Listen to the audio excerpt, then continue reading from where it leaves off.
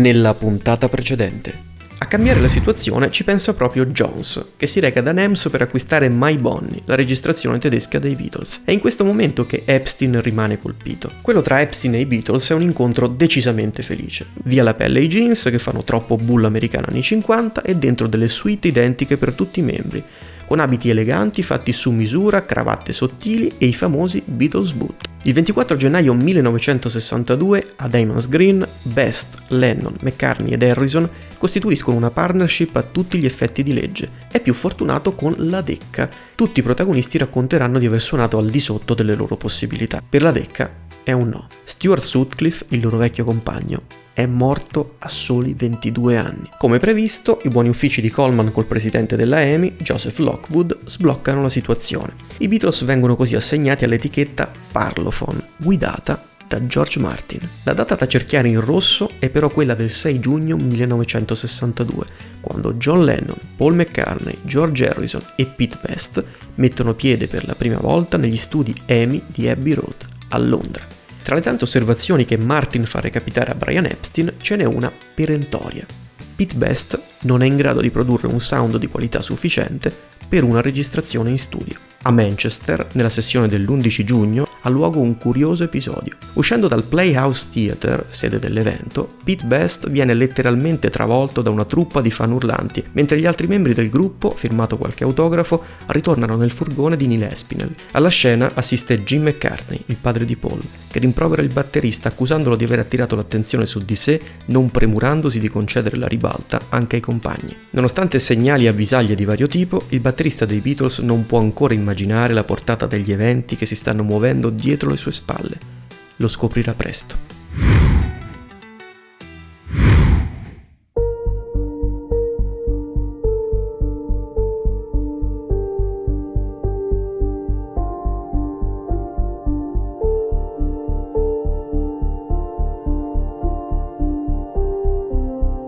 L'estate del 1962 è un susseguirsi di colpi di scena. Il 24 giugno i Beatles si esibiscono per l'ultima volta al Cashback Club, un segno del destino. L'interruzione del rapporto con il piccolo locale non ha però nulla a che vedere con le nubi scure che si addensano sul capo di Pete. Il club chiude ed è una decisione totalmente autonoma di Mona, che sta vivendo un periodo complicato. Di recente è venuta a mancare sua madre, ma soprattutto è all'8° mese di gravidanza. Sì, avete capito bene, Mona è incinta per la 3ª volta. Ma di chi?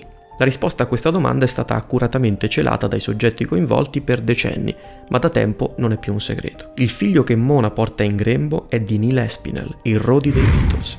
Esatto, proprio Neil Espinel, l'amico fraterno e coetaneo di Pete Best che da tempo vive in affitto a Diamonds Green. Tra lui e Mona ci sono ben 17 anni di differenza, ma come sappiamo, l'amore non ha età. Non c'è dubbio che per i Beatles quella della signora Best sia sempre stata una figura ingombrante, nel bene e nel male. Ovvio che in un contesto come quello che sta prendendo forma, una notizia del genere non passa inosservata, aggravando ulteriormente la posizione di Pete. Da par suo Espinel, che come vedremo è destinato ad una lunga e fruttuosa carriera accanto ai Beatles, deciderà di non riconoscere il piccolo Roag, lasciando che questi assuma il cognome Best. Sorprendentemente, non si tratta dell'unica notizia simile a scuotere il gruppo in questo confuso frangente. Anche Cynthia Powell, la compagna di John Lennon, scopre proprio ora di aspettare un bambino. I due fissano subito la data del matrimonio riparatore, che si terrà il 23 agosto, ma Brian Epstein parla chiaro.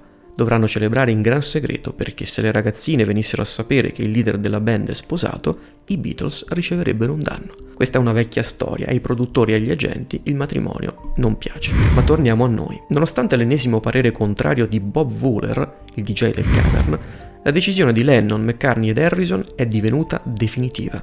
Vogliono che Best sia rimpiazzato e propongono come sostituto Richard Starkey, in arte Ringo Starr, il batterista che hanno imparato ad apprezzare ad Amburgo e che in alcune occasioni ha sostituito Pete. Ora spetta al povero Epstein soddisfare la volontà dei suoi assistiti, sebbene né la sostituzione in sé né il sostituto proposto incontrino il suo favore. Oltre ai problemi legali, di cui abbiamo già parlato, ne sorgono altri di natura logistica. Starr è infatti impegnato per la 3ª estate di fila nell'ormai tradizionale tour del Galles che vede gli Hurricanes suonare presso il resort Butlins. Forse per questo motivo, o forse perché non è convinto della scelta, Epstein contatta anche altri batteristi. Uno di loro è una vecchia conoscenza del gruppo, quel John Hutchinson che alle alle audizioni di Larry Perns per Billy Fury, ve le ricordate, sostituì il carneade Tommy Moore giunto in ritardo. Hutchinson gode della fama di miglior batterista di Liverpool, ma fa parte di un gruppo, i Big Three, in forte ascesa e, soprattutto, non stima minimamente i Beatles dal punto di vista umano, specialmente John Lennon.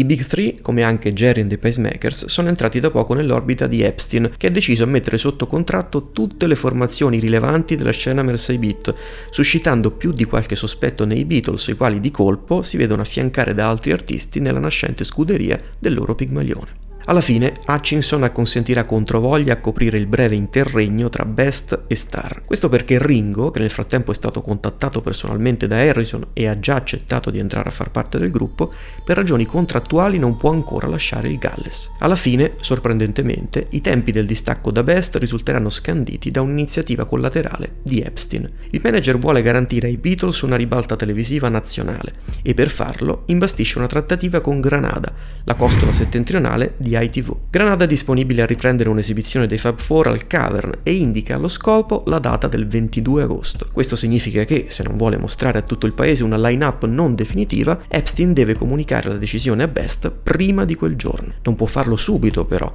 perché altrimenti salterebbero tutte le date e gli impegni concordati da tempo. È per questo che a fine luglio è costretto a negare l'evidenza quando Pete, informato delle voci che lo riguardano dall'amico Joe Flannery, manager di Lee Curtis e Annie Soulstars, gli chiede conto di quanto si dice in giro. Siamo ormai ad agosto del 1962. Sono passati esattamente 2 anni da quando i Beatles si sono recati per la prima volta ad Amburgo con Pete.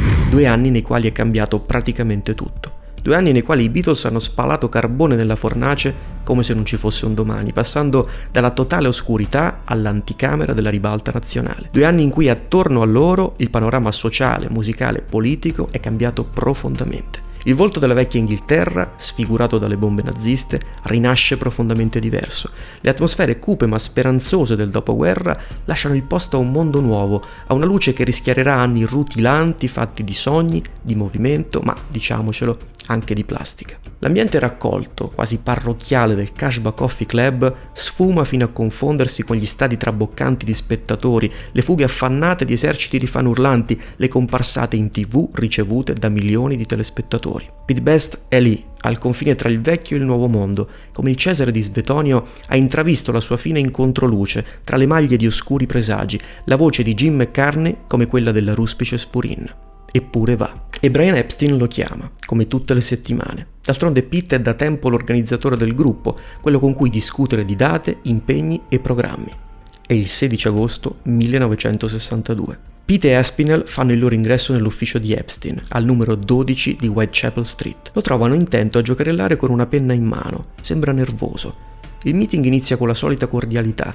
L'argomento di discussione, così sembra, è lo stato di salute del gruppo. Mentre Pete espone la sua relazione, però, il direttore di NEMS lo ferma.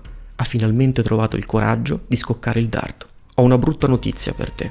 Gli altri membri del gruppo ti vogliono fuori. Pensano che tu non sia un batterista abbastanza capace. Intendono sostituirti con Ringo Starr. Pete è sconvolto.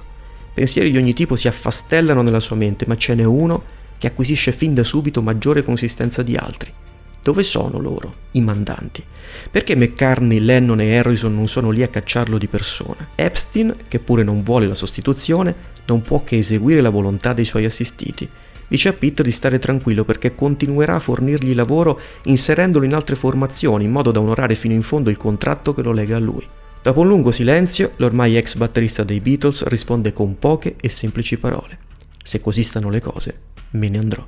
Ma dentro di sé è letteralmente distrutto. A precisa domanda del suo agente risponde che è disponibile a suonare con il gruppo per altre 2 serate, in attesa dell'arrivo di Ringo Starr. Poi se ne va, lasciando in ufficio un Epstein distrutto dalla tensione e dal dolore, al punto da chiedere immediatamente alla segretaria l'annullamento di tutti gli incontri previsti nell'arco della giornata.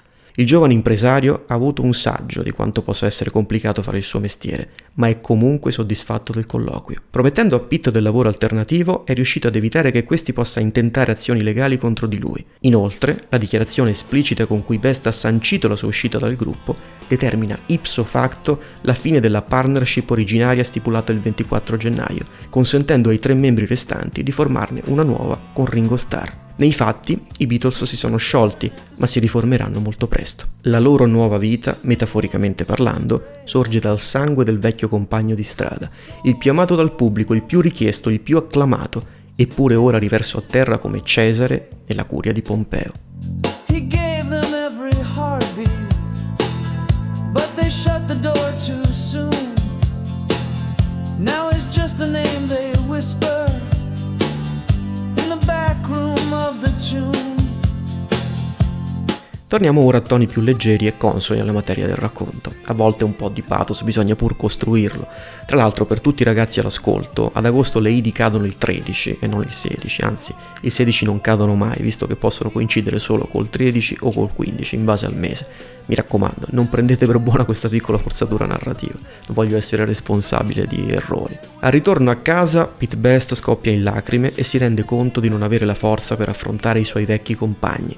Sarà dunque John Hutchinson a suonare con i Beatles per le prossime 2 serate. E questa è una scelta che rimpiangerà, perché per il resto della sua vita reclamerà spiegazioni dettagliate che magari avrebbe potuto avere la sera stessa dell'evento, confrontandosi con gli altri. Ma lo capisco. È invece molto risoluto nel sollecitare l'amico Espinal a prendere le sue difese, dimettendosi dall'incarico di Rodi. Ma Espinal intende proseguire. Negli anni resterà l'uomo di fiducia dei Beatles, arrivando perfino a dirigere la Apple Corps, ossia la società incaricata di gestire l'impero discografico e commerciale costruito dal gruppo nel giro di soli 6 anni a partire dal 1962. Attenzione però, perché Espinal, a sua volta estremamente scosso dall'accaduto, cercherà di sollecitare i Beatles sul tema, salvo ricevere un secco diniego. Anche a molti anni dall'accaduto, e nonostante il gruppo sia stato l'artefice del suo enorme successo, criticherà il modo in cui la questione fu risolta, in particolare la decisione degli altri membri di nascondersi dietro Epstein, evitando così di affrontare faccia a faccia il loro ex compagno. L'unica che rimane a fianco di Pete senza compromessi è mamma Mona, la quale giustifica fin da subito l'improvviso allontanamento del figlio con l'invidia degli altri membri. Cuore di mamma. Ma Best è depresso e passa 2 settimane in casa a rimuginare sull'evento. 2 settimane di fuoco, perché i fan dei Beatles sono tutti con lui e coniano uno slogan: Ringo Never, Pete Forever. Al Cavern, dove subito si diffondono le teorie più disparate sull'accaduto, un esagitato colpisce George Harrison con una testata, procurandogli un occhio nero. Ma il pubblico è volubile e in pochi mesi Starr riesce ad entrare nel cuore di chi lo ha contestato. Oltre al cuore dei fan, Ringo sarà costretto a conquistare quello di George Martin, e qui si rende necessario un piccolo inciso. La prima sessione di registrazione successiva al cambio di batterista è quella del 4 settembre 1962. L'obiettivo è produrre Love Me Do, il pezzo Lennon-McCartney scelto come primo singolo della band e, non a caso, edito dalla Ardmore & Beechwood. Noi sappiamo perché. Su questa giornata di lavoro ad Abbey Road e su quella successiva dell'11 settembre c'è tanta confusione in rete e altrove. Ma prima di indagare i motivi di questa confusione, che molto hanno a che fare con i sentimenti di chi la alimenta, andiamo ai fatti. Martin è sorpreso dall'annuncio di Epstein sul cambio di line-up, poiché, come abbiamo detto, non riteneva assolutamente necessario arrivare a una soluzione così drastica. In ogni caso, adesso che c'è un nuovo batterista, si riserva di valutarlo. Quindi il 4 settembre in studio c'è Ringo Starr e non un turnista. Ciò è confermato non solo da Lewison, che per scrivere la sua opera ha studiato i documenti interni alla EMI, minute di sessione comprese, ma anche dalla logica. Il 4 settembre i Beatles registrano diversi take di Love Me Do con Starr alla batteria. Peccato che, al termine della sessione, George Martin si dichiari insoddisfatto della prova di Ringo. Sorpresi, vero? È proprio in questa occasione che il produttore Parlophone decide di rompere gli indugi ed assoldare il turnista Andy White per arrivare a dama senza sforare il budget. Attenzione dunque, il proposito originario di usare un professionista esterno alla batteria, emerso a giugno ma momentaneamente messo in soffitta dopo la sostituzione di Best, ritorna in auge alla prima occasione utile, il 4 settembre, a seguito di quella che a tutti gli effetti è una bocciatura di Ringo Starr da parte di George Martin. A quanto pare, oltretutto, di questa decisione il diretto interessato non viene avvertito. L'11 settembre, presso lo studio 2 di Abbey Road, Starr troverà White intento a montare la sua batteria e cadrà nello sconforto, arrivando a pensare che lo stessero sostituendo. Come dargli torto, data la maledizione incombente sul ruolo che ricopre dai tempi di Corin Anton. A parziale consolazione gli saranno affidate le maracas. Un po' umiliante, diciamocelo. Fortunatamente per l'ex Hurricane le cose miglioreranno presto. Pur non ritenendolo all'altezza dei più alti standard tecnici, Martin imparerà ad apprezzare il suo stile e, da qui in poi, dato anche il successo stratosferico della band, non gli muoverà ulteriori appunti. Ma questa semplice sequenza di accadimenti viene spesso riportata in maniera scorretta e confusa. In vari articoli o commenti si legge che Andy White era già stato allertato da Martin a giugno e che Starr fu costretto ad accontentarsi delle maracas perché non era possibile annullare la prenotazione. Dal 16 o al più tardi dal 17 agosto Martin è a conoscenza del cambio di batterista e non riesce ad annullare la prenotazione di White con un preavviso di quasi 20 giorni. Non regge. E comunque, come già detto, sono gli stessi documenti EMI a parlare chiaro, dispensandoci dalla necessità di valutare il tutto sulla base della sola logica congetturale. Il 4 settembre, lo sappiamo per certo, Starr era al suo posto dietro la batteria. White entra in azione solo l'11 settembre. Nell'immaginario collettivo però questo dettaglio tende a scomparire, a volatilizzarsi. Non è una tendenza inspiegabile, quanto un riflesso condizionato di chi, per eccesso di zelo, vorrebbe cancellare questa bocciatura, oltretutto abbastanza innocua, dall'impressionante curriculum dell'amato Ringo. Anche su questo torneremo a tempo debito. Per il momento proseguiamo. Best, superato lo shock iniziale, riparte dai Lee Curtis and the All-Stars, ribattezzati per l'occasione Pete Best and the All-Stars, e poi Pete Best 4. Rilasceranno un singolo con la decca I'm Going to Knock on Your Door, che pur essendo un classico pezzo Mercy Beat a mio avviso molto gradevole, non riscuoterà il successo sperato. Mentre il mondo gli urla addosso alle vittorie, i successi, i traguardi dei suoi ex compagni, Pete non riesce a trovare una sua via. Dopo aver perfino tentato il suicidio, nel 1968 deciderà di dire addio alla musica per vivere finalmente in modo normale. Si cimenterà come fornaio, poi entrerà nella pubblica amministrazione all'ufficio di collocamento di Liverpool, fino al 1988, quando ricostituirà una sua band e, dopo anni di silenzio sulla vicenda che lo ha visto protagonista, riprenderà gradualmente a inserirsi nel mondo Beatles, proponendosi come guardiano, protagonista e testimone di una storia, quella delle origini del gruppo, largamente sconosciuta al grande pubblico. Ancora oggi però la domanda che tutti gli rivolgono alle convention, agli incontri in occasione delle interviste è sempre la stessa: perché ti hanno cacciato?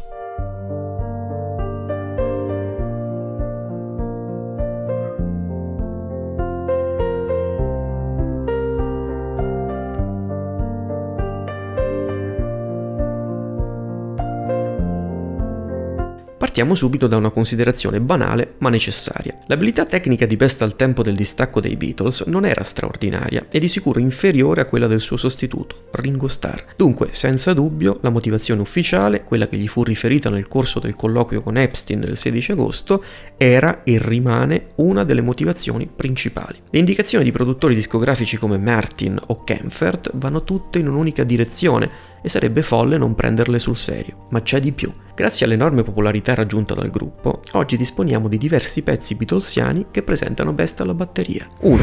L'album My Bonnie, dove i Beatles, denominati Beat Brothers, compaiono come band di supporto di Tony Sheridan. 2. Il provino realizzato presso la Decca il 1 gennaio 62. 3. Le registrazioni effettuate per la BBC tra marzo e giugno 62. 4. Estratti della prima sessione ufficiale eseguita presso gli studi EMI Parlophone a giugno del 62. Alcuni di questi brani sono presenti nell'Anthology, ossia il grande progetto di rivisitazione della storia del gruppo partito negli anni 90. Certo, la qualità delle registrazioni non è ottimale, ma chiunque ascoltandole può farsi un'idea di come suonasse Pete Best. Premetto che io non sono un musicista né tantomeno un esperto di batteria, dunque tutto quello che dirò, laddove non diversamente specificato, è frutto solo del mio gusto di ascoltatore. In alcuni casi la prestazione di Best appare fortemente sottotono. È il caso soprattutto dell'audizione Decca, la sua peggiore prova in assoluto.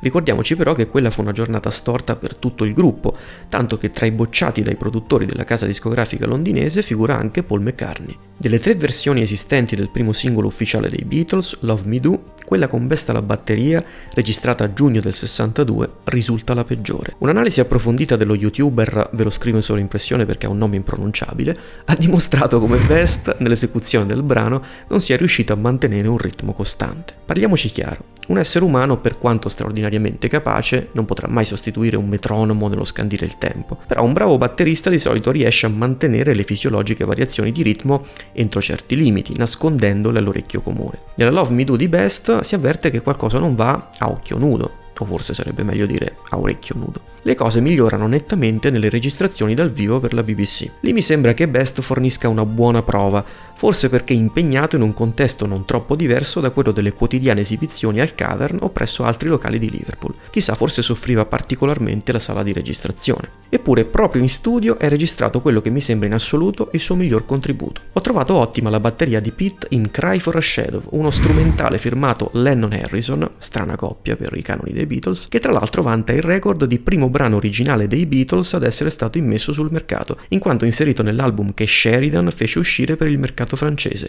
Mr. Twist, datato gennaio 62. Su questo e altri pezzi registrati ad Amburgo però grava una pesante ipoteca. Si tratta di un piccolo giallo avente al centro le parole di Bernard Purdy, grande batterista americano noto soprattutto in ambito jazz, il quale, in varie interviste rilasciate a partire dalla fine degli anni 60, dichiarò di aver sovrainciso la batteria in più di 20 pezzi beatlesiani. L'overdub, così si chiama la tecnica in inglese, è pratica comune nell'industria discografica ed è usato per migliorare la resa di un brano. Purdy arrivò perfino ad affermare che Ringo Starr non ha mai suonato in un disco dei Beatles. Ripeto, non ha mai suonato in un disco dei Beatles. Ora voi capite che se solo questa sua affermazione fosse corretta dovremmo prendere l'ultima parte del video e buttarla via, o sovrainciderla, come faceva Purdy. Cerchiamo allora di capire meglio come stanno le cose. Lo stimato jazzista di Elton, noto per la sua eccezionale perizia ritmica, ha di certo lavorato come overdubber per diverse case discografiche americane. Su questo non ci sono dubbi. Scarsi se non inesistenti sono però i suoi contatti con l'industria musicale britannica,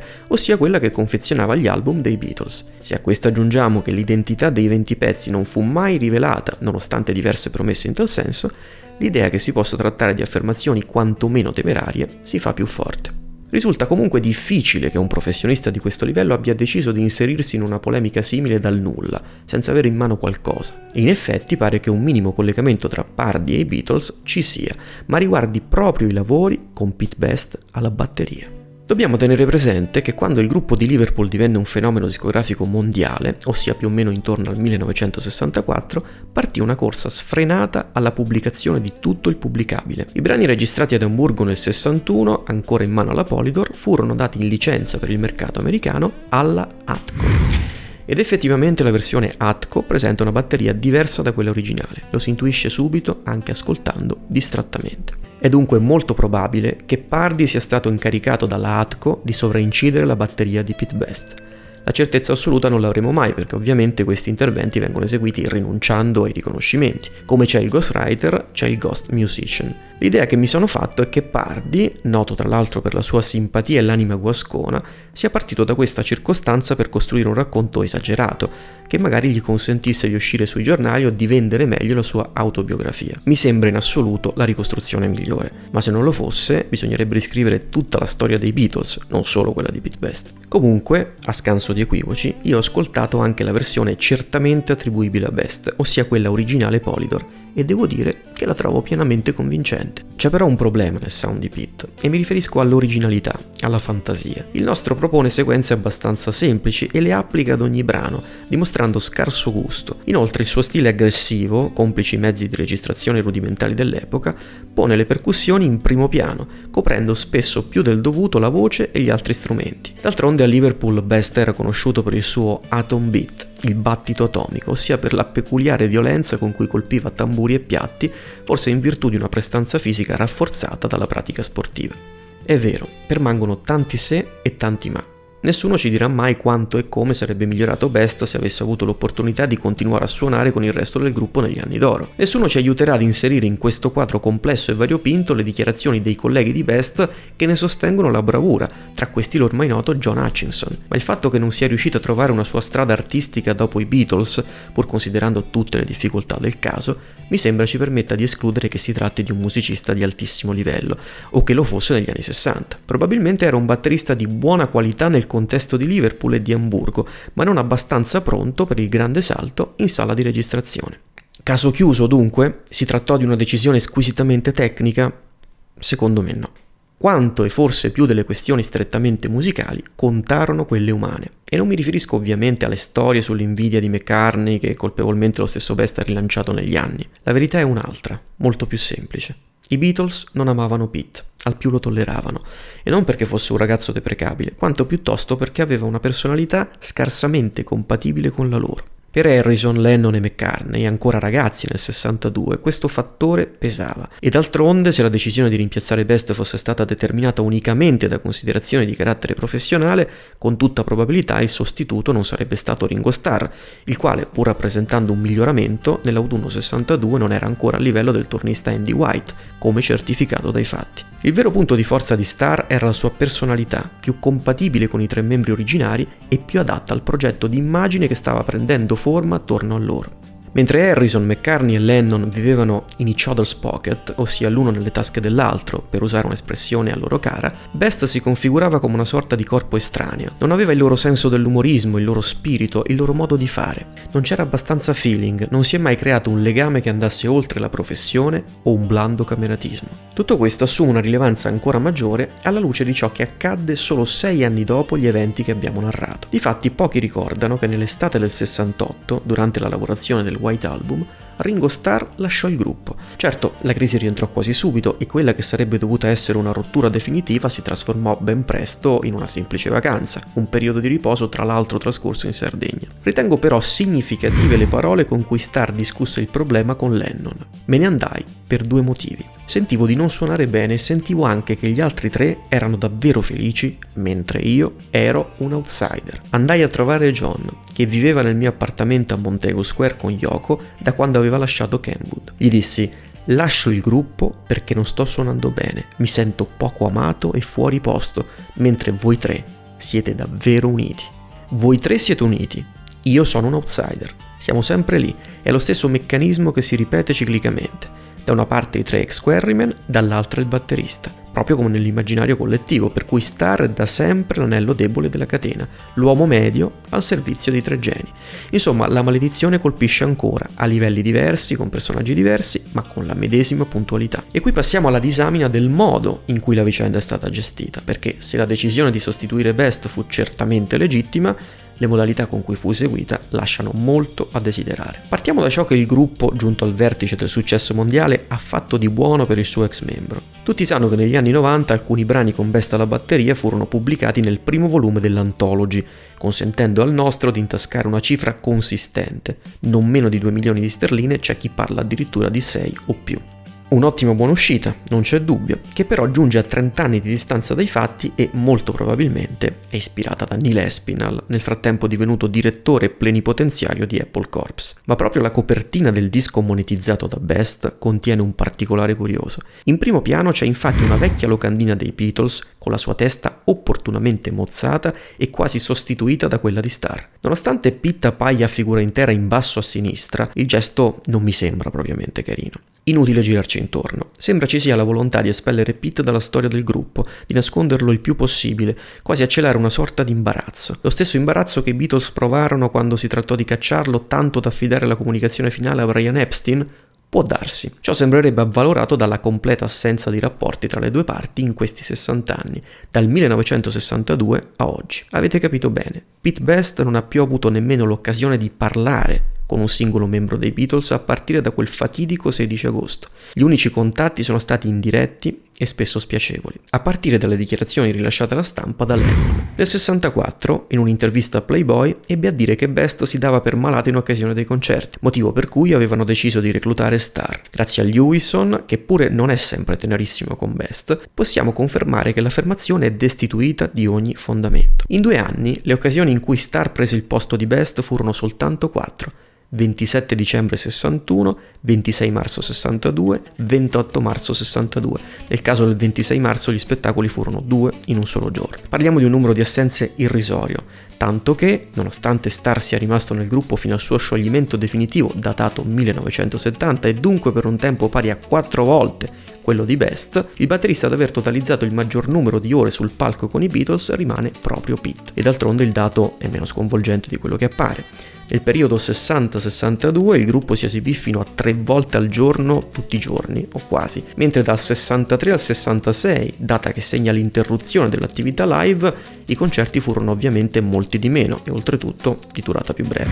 Insomma, quella di Lennon fu un'insinuazione del tutto gratuita, tanto che Best decise di portarlo in tribunale ottenendo un risarcimento. Ma John fece ancora peggio negli anni 70, quando ebbe a dire che Best era un batterista disgustoso, a lousy drummer. Con tutto il bene del mondo mi sembra veramente troppo. McCartney e Harrison, che pure furono i principali artefici della sua cacciata, sono stati molto meno drastici. Il primo ha anzi sottolineato che si trattava di un buon musicista, sebbene un po' limitato. La testimonianza più vivida del fastidio avvertito dalla band nei confronti del suo ex batterista c'è però offerta da Hunter Davis, autore nel 68, e quindi in medias res, della primissima biografia autorizzata dei Beatles. Quando si parlava di Pete Best sembravano tagliar corto, come se non avesse mai fatto parte della loro vita. Mostravano poca reazione. Suppongo che la vicenda ricordasse loro di essere stati piuttosto subdoli nel modo in cui l'avevano gestita. Oltretutto, Pete era l'immagine vivente di come sarebbero potuti finire qualora le cose non fossero andate come sono andate.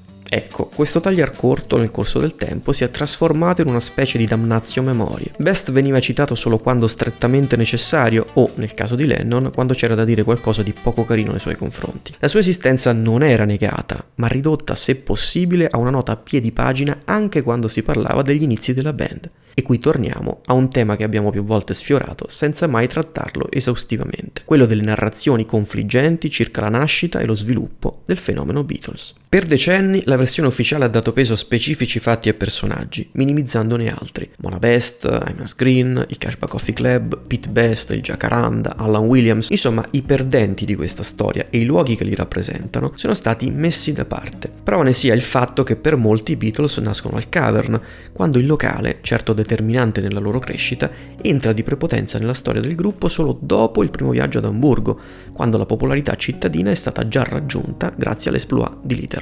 Prova ne sia l'amnesia collettiva sulla pur temporanea e ininfluente bocciatura di Star operata da George Martin. Ma questa ricostruzione, certo più potente perché sostenuta dalla forza mediatica ed economica dei Beatles, è iniziata a scontrarsi da un certo momento in poi con quella messa in piedi dagli sconfitti, pronti a dar battaglia offrendo al pubblico la loro versione dei fatti. Tra i principali sostenitori di questo racconto alternativo c'è proprio Pete Best, che assieme al fratello Roag ha inaugurato un museo beatlesiano di grande prestigio e trasformato il Cashback Coffee Club in un luogo di culto. Accanto a lui, fin quando ha potuto, Alan Williams, con le sue innumerevoli partecipazioni alle conferenze e agli incontri dei fan. Ecco quindi da una parte i Beatles del Cavern, o di Matthew Street, che è la strada in cui sorge il Cavern, dall'altra quelli di Amos Green, a seconda del narratore e del suo rapporto con i protagonisti. Ovviamente in questa battaglia per il controllo della memoria non esistono depositari della verità e anzi entrambe le narrazioni, come è ovvio, risultano parziali. Solo dalla loro analisi critica e reciproca integrazione può nascere un racconto come quello che, pur entro i limiti dello scopo del video, credo di aver messo a punto. Nel farlo mi sono affidato alla vecchia regola che attribuisce particolare valore ai fatti scomodi, imbarazzanti, ossia quelle informazioni confermate dalle parti, anche se contrastanti, con i loro obiettivi comunicativi. Ecco l'ennesima parentesi, ormai avete capito che è il mio forte. Quello che vi do è un consiglio utile a ricostruire il passato in ogni occasione, che si tratti dei Beatles, di quello che è successo al vostro 18° compleanno o che ne so, di Napoleone, fate voi. In poche parole, cercate di contestualizzare il ruolo di chi descrive un dato evento e di intuire le linee generali della narrazione che intende avvalorare. Se da questa narrazione risulterà confermato un fatto che stona con gli obiettivi comunicativi individuati, c'è un'alta probabilità che quel fatto corrisponda al vero. Questo perché evidentemente è qualcosa di così indubbio, così risaputo agli altri testimoni, da dover figurare comunque nel racconto. Se venisse spunto, gli avversari di quella ricostruzione avrebbero vita fin troppo facile a falsificarla. Ma nel caso specifico delle modalità con cui Best fu allontanato, non c'è nemmeno bisogno di affidarsi a questi metodi. Infatti, tutti e tre gli ex compagni del batterista hanno riconosciuto in tempi diversi di essersi mossi nella maniera sbagliata. Più aperto e sincero degli altri è stato John Lennon. Siamo stati dei codardi quando abbiamo dato il ben servito a Pete Best. Mi sembra che in questa frase ci sia tutto. Su questo quindi non ci sono veramente dubbi. Indipendentemente dall'abilità tecnica, Best è stato un protagonista dell'ascesa dei Beatles. Primo batterista stabile della formazione, ha attraversato con loro le prime 3 trasferte hamburghesi, le più complicate e formative, nonché il momento della svolta a Liverpool, che li ha visti passare dall'ultimo al primo posto in classifica nel giro di pochi mesi. Il suo ascendente sui fan è confermato praticamente da tutti, ex compagni compresi, a proposito di fatti scomodi, nonché da innumerevoli testimonianze scritte, verbali e fotografiche. Ma non è finita qui. La gestione del gruppo prima di Epstein è inestricabilmente legata a sua mamma Mona e all'amico Neil Espinel. Puoi decidere di cacciarlo, senza dubbio, ma a mio avviso gli devi qualcosa. E invece ti affidi a qualcun altro quando decidi di metterlo da parte, ti curi bene di non avere più nulla a che fare con lui e addirittura lo schernisci alla prima occasione utile. È semplicemente ingiusto. Certo, forse dietro questo atteggiamento di Harrison, McCartney e Lennon si celava proprio il rimorso, l'incapacità di venire a patti con una decisione tremenda, ma avvertita come necessaria per proseguire il viaggio nel mondo della musica. Credo che ciò sia vero soprattutto per John, il quale a detta di tutti era il più vicino a Best. Secondo McCartney, Lennon aveva un vezzo, si scagliava con particolare veemenza proprio contro coloro che apprezzava di più. Chissà che il lousy drummer non venga da lì. Sia come sia, credo che il miglior commento sulla vicenda sia proprio quello di Mark Lewison. Nonostante le sue presunte mancanze, fu comunque un trattamento meschino per Pete. I Beatles avevano avuto 2 anni di tempo per licenziarlo, ma non lo avevano fatto e ora, proprio mentre iniziavano a raccogliere i frutti della loro lunga e dura gavetta, con i soldi che cominciavano a sommergerli e un contratto con la EMI assicurato, lui era fuori. Fu il capitolo più sleale, sfortunato e imperdonabile nella scalata dei Beatles verso una fama monumentale. Mi pare che la metafora del treno da noi impiegata calzi a pennello.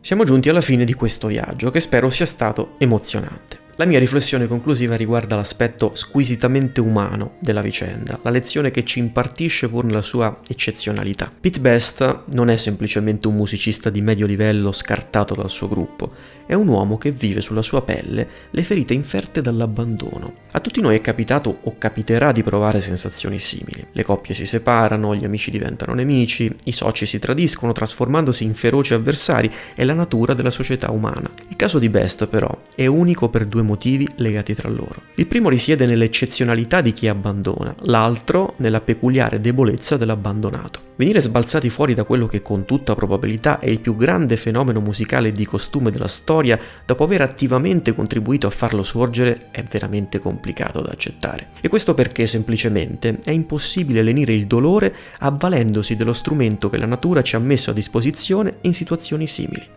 L'oblio. Ogni ferita, anche la più profonda, si rimargina grazie all'oblio. Il tempo gioca a nostro favore sfumando i ricordi, rendendoli meno vividi, sostituendo i fatti con altri fatti, i personaggi con altri personaggi, in un continuo e caotico evolversi della realtà attorno a noi. Ma che succede se d'un tratto questo strumento non funziona? Che succede se il susseguirsi delle stagioni, lungi dal renderci la libertà, appesantisce le nostre catene? Pete Best è costretto a convivere da decenni con una realtà che in ogni dettaglio rafforza il trauma.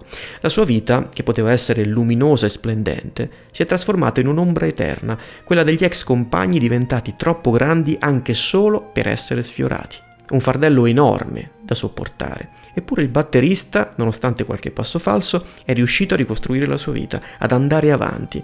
Ora qualcuno dirà, per forza, ci sono i soldi dell'Anthology. Certo, dovuti e meritatissimi, ma state attenti, la fortuna finanziaria non azzera un dolore simile, non reprime il costante lavorio di una mente adusa alla riflessione su ciò che sarebbe potuto essere e non è stato. Che ha salvato Pete non è la ricchezza, comunque nemmeno lontanamente paragonabile a quella degli ex compagni, ma la volontà. La volontà di tornare a vivere, a divertirsi e a migliorare. Nel 2008 Pete Best è tornato alla ribalta con l'album Hyman's Green, la cui copertina è un chiaro riferimento polemico a quella dell'Anthology. Si tratta di una bellissima prova, sorprendente perfino, forse uno degli album più beatlesiani dal 1970 a oggi. Ma Hyman's Green è soprattutto un sussulto di vita e di coraggio, un inno alla fermezza che arriva lontano, oltre le paludi del risentimento, laddove è bandito perfino l'oblio, laddove si aprono nuovi orizzonti. E di cosa abbiamo bisogno noi, se non di nuovi orizzonti? We played it loud, we played it fast, thought that the good times always last, smoke in the lights, sweat on the floor, then came the silence, then the door, they called my name, then changed the page, I watched them climb, I left the stage, but I still feel that beat inside, the one we played before the tide. Swinging bitter, sweet. Still I sing and still I smile. walked alone, but walked in style. You won't find me in the line, but that's the light we left behind. The world moved on, they wrote their song. I kept the rhythm all along. I had no hits, no grand parade, but I remember what we made. Still I sing and still I smile. I took the long and winding mile. You won't find me in the shine, but that's the light we left behind. Some folks fade and some folks fly. Some get their moment, some pass by, but I still dance and memories glow like it was yesterday, you know. Still I sing and still I know. The beat goes on though soft and low. It's not the fame, it's what we find. That's the